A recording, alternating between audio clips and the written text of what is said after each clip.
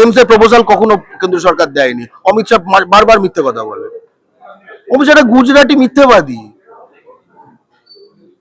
ঠিক অমিত শাহ, তুমি একটা বাঙালি সাংবাদিক, একজন গুজরাটি এসছে যে বাঙালিকে কাঙালি এবং উইপোকা বলে, ঠিক আছে, যে কিনা মানে একটা মার্ডার করানোর জন্য জেলে ছিল, ঠিক আছে, তারপরে এদিক ওদিক ধরে হয়েছে।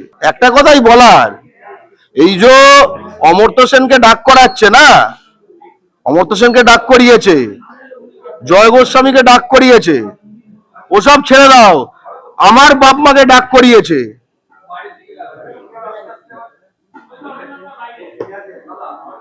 এই দিন দিন নয়, আরো দিন আছে। স্বাধীন ভারতের ইতিহাসে বাঙালির অধিকারে বৃহত্তম সমাবেশ কোন হয়েছে দেখো, তার থেকে বেশি। আমাদের উত্তরবঙ্গ বলে কোনো দাবি নেই, একটাই রাজ্য আছে, পশ্চিমবঙ্গ।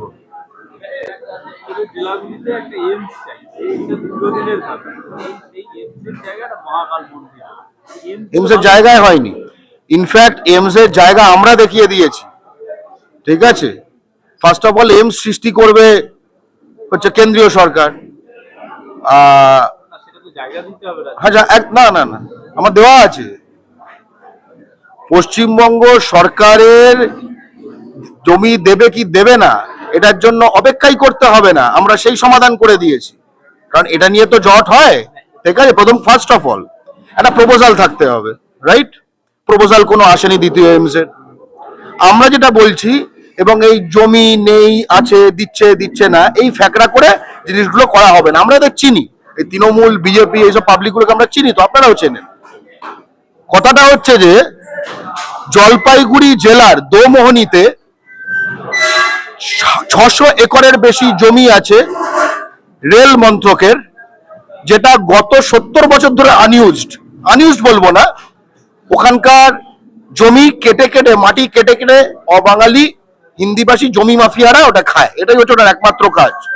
অথচ ওটা কিন্তু এরকম একখানা প্রতিষ্ঠান তৈরির জন্য একদম আদর্শ, কারণ তার দুদিকে দুটো এনএইচ আছে, একটা এসএইচ আছে, ওটা একটা জাংশন স্টেশনও। তাই জলপাইগুড়ির দোমোহনীতে আমরা পশ্চিমবঙ্গের দ্বিতীয় এমস স্থাপন চাই। দ্বিতীয় এমস এর কথায় অনেকের অবাক লাগতে পারে, যে বাঙালিদের তাদের বলি যে বিহারে দুটো এমস আছে, একটা পাটনা, একটা দারভাঙ্গা। বিহার যত টাকা দেয় কেন্দ্রকে ট্যাক্স হিসেবে, তার কয়েক গুণ বেশি টাকা পশ্চিমবঙ্গ দেয় কেন্দ্রকে।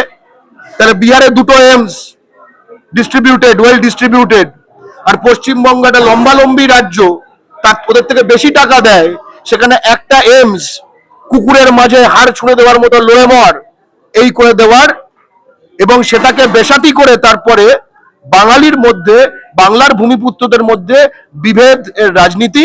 আমরা সমাধানমুখী সংগঠন, ঠিক আছে। কি করতে পদক্ষেপ নিচ্ছে না? কোন জমি জট? এমস এর প্রপোজাল কখনো কেন্দ্র সরকার দেয়নি। অমিত শাহ বারবার মিথ্যে কথা বলে। অমিত শাহ গুজরাটি মিথ্যেবাদী। ঠিক অমিত শাহ, তুমি একটা বাঙালি সাংবাদিক, একজন গুজরাটি এসছে যে বাঙালিকে কাঙালি এবং উইপোকা বলে, ঠিক আছে, যে কিনা মানে একটা মার্ডার করানোর জন্য জেলে ছিল, ঠিক আছে, তারপরে এদিক ওদিক ধরে হয়েছে, তরিপার ফরিপার বলে, যে কারণে ওর ছেলেটা হচ্ছে একখানা কি ক্রিকেট এক্সপার্ট হয়েছে এখন। সেনাপ্রধান বানিয়ে দেওয়া উচিত, ক্রিকেট না করে যদি ক্রিকেট এক্সপার্ট হয়। তুই তার একখানা কথার রেফারেন্স ধরে তুমি আমাকে বলছো, এখানে যায় কেন এর কাছে? সে তো ভাবে আরেকটা কাঙালি বাংলাদেশি উইপোকা আগিয়া, এমনকি ওর যেগুলো নেওটা সেগুলোকেও তাই মনে করে, ঠিক আছে। একটা কথাই বলার, এই যে অমর্ত্য সেনকে ডাক করাচ্ছে না, অমর্ত্য সেনকে ডাক করিয়েছে, জয় গোস্বামীকে ডাক করিয়েছে, ওসব ছেড়ে দাও, আমার বাপ মাকে ডাক করিয়েছে।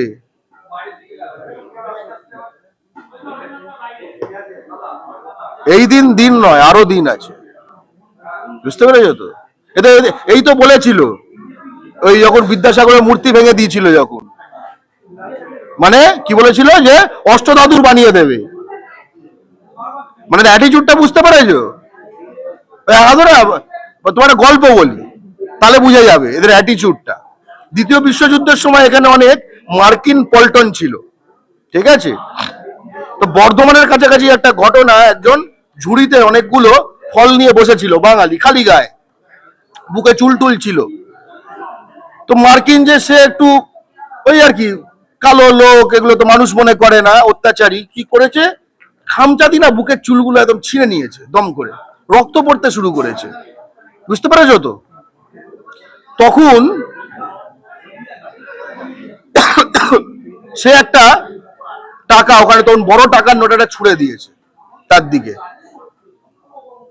ওকে?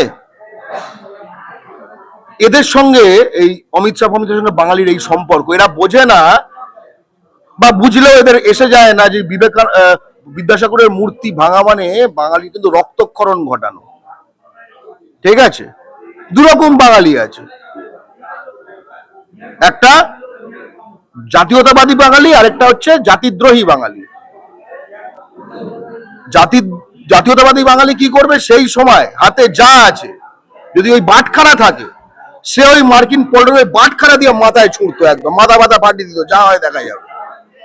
আরেক রকম বাঙালি আছে, ঠিক আছে, ওই অমিত শাহ যেগুলোকে ওর চাকর বাকর হিসেবে এখানে পেয়েছে, সে কি করবে বলো তো? 100 টাকাটা দেখে যদি কটা চুল বেঁচে গিয়ে থাকে বুকে, বলে সাহেব আরো ছেড়ো, এইটা বলবে, বুঝতে পেরেছো তো? আগামী জমায়েতটা কি পরিমাণ মানুষ আসবে বলে মনে হয় 11 তারিখ? স্বাধীন ভারতে বাঙালির অধিকারে বৃহত্তম সমাবেশ হতে চলেছে, বৃহত্তম। এবার স্বাধীন ভারতের ইতিহাসে বাঙালির অধিকারে বৃহত্তম সমাবেশ কোন হয়েছে দেখো, তার থেকে বেশি।